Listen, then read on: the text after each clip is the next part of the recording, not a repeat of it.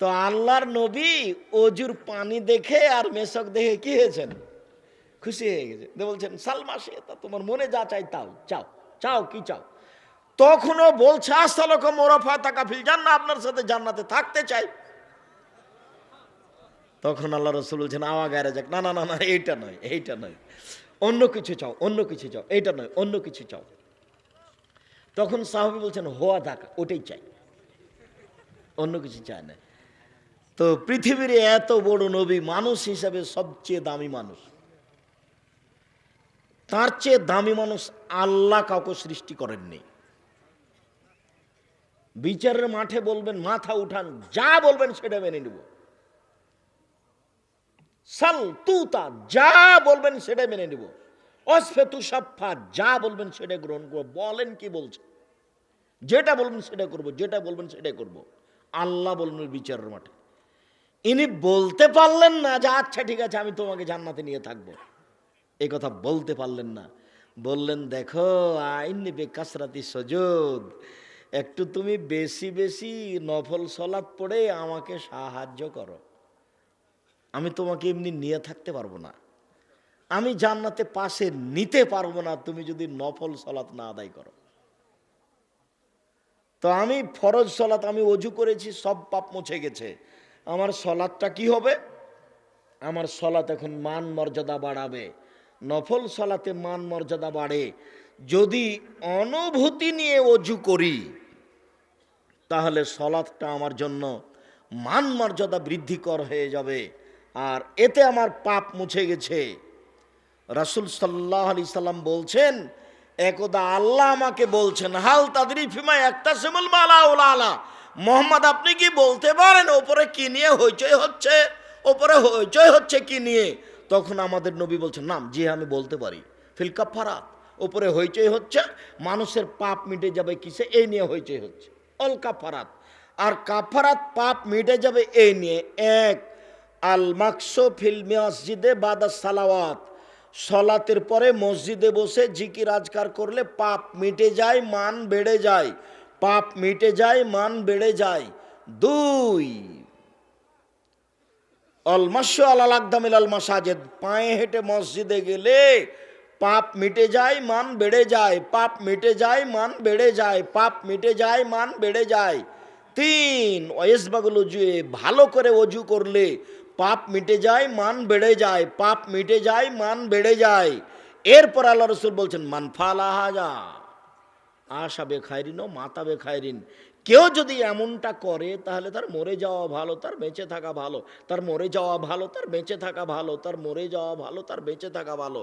ওয়া কানা মিন খাতিয়াতিন কায়াউমিন ওয়ালাদাতু উম্মুহু, সে পাপ থেকে হয়ে যায় সেই দিনের মতো যেদিন তার মা তাকে জন্ম দিয়েছে, সে পাপ থেকে হয়ে যায় সেই দিনের মতো যেদিন তার মা তাকে জন্ম দিয়েছে।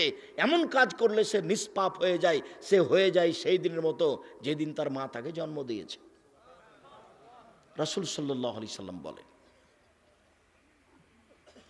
সম্মানিত দিনী ভাই বোন, বলছিলাম হালাল স্পষ্ট, হারাম স্পষ্ট। যে ব্যক্তি সন্দেহ থেকে নিজেকে বাঁচালো, চাকরিকে বাঁচালো, ব্যবসা বাণিজ্যকে বাঁচালো, জমি জায়গার ব্যাপারে বাঁচালো, জোর করে জমি দখল করবেন না। 24 ঘন্টার মধ্যে যা জমি দখল করেছেন তা ছেড়ে দেন। আর এই ছেলে তোমাকে আমি যা বলেছি সেটা বাস্তবায়ন করবা। তোমাকে আমি বলেছি যে তোমার বাপ কুকুর শ্রীগালের চেয়ে খারাপ, তুমি কষ্ট পেলে বেটা? আব্দুর রাজ্জাক সাহেব আপনাকে ভালোবাসি, এই জন্য আপনি আমার বাপকে যেন এভাবে বলিয়েন না। আমি তোমার বাপকে এভাবে বলতে চাইনি, আমি বলবো কেন? আল্লাহ বলছেন বুঝেও বুঝে না ওরা অন্তর আছে, বুঝে না, দেখেও দেখে না ওরা চক্ষু আছে, দেখে না, শুনেও শুনে না ওরা কান আছে, শুনে না। ওলা একা কালা আনাম, তারা পশু প্রাণীর মতো, তারা গরু ছাগলের মতো, তারা কুকুর শ্রীগালের মতো, বাল হওয়া যাল বরং তার চেয়ে খারাপ। অন্তর আছে বুঝে না, বোঝা দরকার ছিল। চক্ষু আছে দেখে না, দেখা দরকার ছিল। কান আছে শোনে না, শোনা দরকার ছিল। সে শোনে না, সে পশু প্রাণীর মতো, বরং তার চেয়ে খারাপ, পশু প্রাণীর চেয়ে খারাপ। বুঝেও বুঝে না ওরা, কান আছে বুঝে না, দেখেও দেখে না ওরা, চক্ষু আছে দেখে না, শুনেও শুনে না ওরা, কান আছে শোনে না। দেখেও দেখে না ওরা, চক্ষু আছে দেখে না, বুঝেও বুঝে না ওরা, অন্তর আছে বুঝে না, ওরা পশু প্রাণীর মতো। আমার আব্বা কৃষক মানুষ, জমি চাষ করার পরে গরু মাঠে ছেড়ে দিতেন, তখন গরু নিয়ে আমরা মাঠে থাকতাম। গরু যখন ক্ষেতের দিকে যেত, ধানের দিকে যেত, তখন আমরা খেলাতাম, আমরা বলতাম এই থেমে গেছে, একটু পরে আবার যাচ্ছে। তার মানে বুঝেও বুঝেনি, তাই তো গরু, বুঝেও বুঝেনি, এই জন্য তো গরু। তা আমি বললাম যে আর জর্দা সিগারেট খাবেন না, তারপরেও খাচ্ছেন, তাহলে কি হলো? এটা বিড়ি সিগারেট খাবেন না। 3 শ্রেণীর মানুষের ইবাদত কবুল হবে না। তার এক শ্রেণীর মানুষ যারা বিড়ি সিগারেট খায়, নেশাদার দ্রব্য পান করে। 3 শ্রেণীর মানুষ জান্নাতে যাবে না। তার এক শ্রেণীর মানুষ দায়ুস, ও লন্ডনে গেছে কি করতে? 3 চিল্লা দিতে। আর বেটি আবার ঢাকা বিশ্ববিদ্যালয়ে পড়ে, আর একজনের সাথে ঘুরে। ও দায়ুস, জান্নাত লাভ করা যাবে না তাহাজ্জুদ পড়লেও। 3 ও রাজলাত মিনান নিসায়ে, পুরুষের বেশধারী নারী, যারা পুরুষের জুতা স্যান্ডেল পরে, যারা পুরুষের শার্ট প্যান্ট পরে, যারা পুরুষের পোশাক পরে, তারা জান্নাতে যাবে না। পোশাক জাহান্নাম, জান্নাতের কারণ।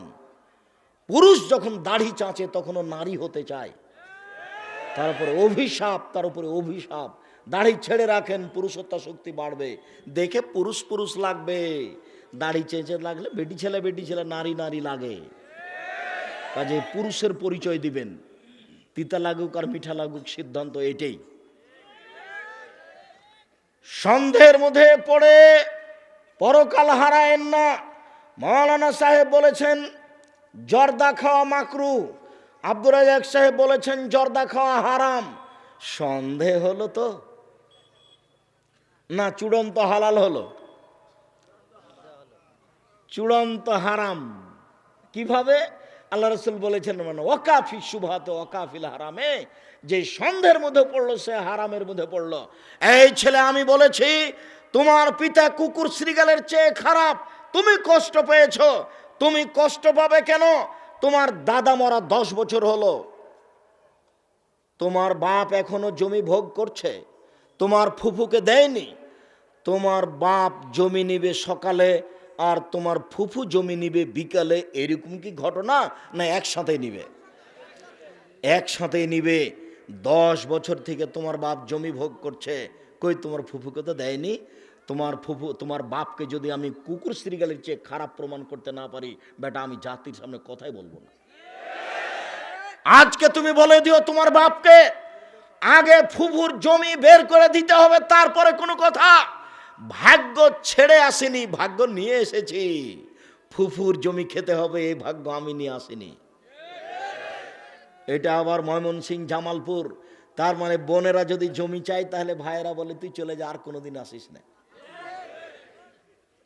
এরই অংশ হচ্ছে যমুনার ওই পার, রংপুর, গাইবান্ধা, গোবিন্দগঞ্জ, লালমনিরহাট, নীলফামারী, কুড়িগ্রাম, পঞ্চগড়, ঠাকুরগাঁ, দিনাজপুর। যদি জমির ভাগ চায় বোনেরা, তাহলে কিয়ামত। সম্পর্ক নাকি বিচ্ছিন্ন করে দিল। জমি চাওয়া মানে কি? সম্পর্ক বিচ্ছিন্ন করে দিল। তো একজন লোক ওই অংশ বন্টনের উপরে পিএইচডি করছে, আমার কাছে এসেছে। তো বলছে যে আপনার কিছু পরীক্ষা নিব। আমি তো অবাক হয়ে গেলাম, আপনি আমার পরীক্ষা নেবেন মানে কি পরীক্ষা নেবেন? তো বলছে একটা পরীক্ষা, অনেক কিছু জিজ্ঞাসা করার পরে বলছে আপনার আব্বা কি বেঁচে আছেন? বলে না, আমার আব্বা মারা গেছেন। তা আপনাদের জমি জায়গা? তা আমি বললাম যে আমার বাপকে কবর দিয়ে আসার পরে আগে জমি জায়গা ভাগ করেছি, তারপরে খাওয়া দাওয়া। এরপরে জমি জায়গা আমি কিছুটা চিনি, আমার ছোট ভাই চিনে না। ও হলো বরিশাল মডেল কলেজের শিক্ষক, ও জমি জায়গায় চিনে না, তার মানে যায়নি কোনোদিন। কি হয় সেটাও জানি না, তবে ভাগ করেছি আমি সেদিন। এসে মাটি দিয়ে এসে এক জায়গাতে বসে আমরা সব জমি জায়গা ভাগ করে কে কতটুকু পাবে এটুকু ভাগ করার পরে ঘোষণা দিয়ে খাওয়া দাওয়া করেছি। তোমাকে বলছি, বলে দিও তোমার বাপকে ফুফুকে আগে জমি দিবেন, তারপরে কোনো কথা। ফুফুর জমি দিয়ে আমাকে জীবিকা নির্বাহ করতে হবে, এটা আমি চাই না। ভাগ্য আমি ছেড়ে আসিনি, ভাগ্য আমি নিয়ে এসেছি। না কেউ ভাগ্য ছেড়ে চলে এসেছে? ভাগ্য নিয়ে এসেছি। ভাগ্যে যদি জমিদারি থাকে জমিদারি করে খাবো, ভাগ্যে যদি ভিক্ষা চাওয়া থাকে জমিদারি আমার ভাগ্যে আসবে না। আমি যতই টাকা ইনকাম করি ভাগ্যকে সামনে রেখে কাজ করতে হবে, বসে খাওয়া যায় না। রাসূল সাল্লাল্লাহু আলাইহি সাল্লাম বলেন, কারাইয়া রাহাল হেমা, ওই রাখালের মতো বেঁচে থাকতে হবে যে রাখাল আইলে গরু চড়াচ্ছে। আইলে গরু চড়ানো রাসূল নিষেধ করছেন, শোনো, ওই রাখালের মতো সাবধান থাকতে হবে। রাখালকে আইলে গরু চড়াতে নিষেধ করা হচ্ছে। কারাইয়া রাহাল হেমা, যে রাখাল আইলে গরু চড়াচ্ছে। আইল বুঝেন কি? ইউশেক, সম্ভাবনা রয়েছে আয়ার তাফিয়ে গরুতে ধানে মুখ দিতে পারে। তুমি যে আইলে গরু নিয়ে গেলে দুই দিকে ধান আছে, কোনো সময় গরুতে ধানে মুখ দিতে পারে। অতএব তুমি আইলে গরু নিয়ে যাও না। আমার মা আমার নানার কথা নকল করেন, আমার মা আমার নানার কথা নকল করেন। আমার নানি আমার নানাকে বলতেন যে ধান যে আশেপাশের লোক কেটে নিল, এইগুলো ময়মনসিংহ, জামালপুর এইসব এলাকা ধানের কিয়ার মানে ভিন্ন ভিন্ন করা আছে আইল দিয়ে। আমরা চাঁপাইনবাবগঞ্জ, দিয়াড়ের মানুষ, পল্লীর মানুষ, জমি জায়গাতে আইল করা নাই, সব সমান। তো একবার ধান বপনের সময়তে মাপতো, একবার ধান কাটার সময় মাপতো। তা আমার নানি বলতেন যে সবাই যা আশেপাশে ধান কেটে নিল, তুমি যাও কেটে নিয়ে আসো। তখন আমার নানা বলতেন সবাই কেটে নেক তারপরে নিব, কেননা আগে কাটতে যদি কারো এক একটু চলে আসে ওর জবাব আমি বিচারের মাঠে দিব না, আমি দিতে রাজি নই। চাঁপাইনবাবগঞ্জে মাঝে মধ্যে বক্তব্য দিলে আমি বলি যে মাপার পরে ওকে বলা হয় ফাঁড়ি দেওয়া, মানে ধানটা দুই দিকে সরাচ্ছে। তো মধ্যে যদি কোনো একটা ধানের গোছ পড়ে যায় তাহলে কি করবেন?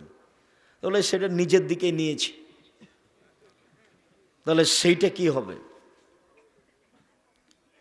এরা হাওলাল হেমা, প্রত্যেকটা দেশের বাদশার একটা সীমারেখা আছে।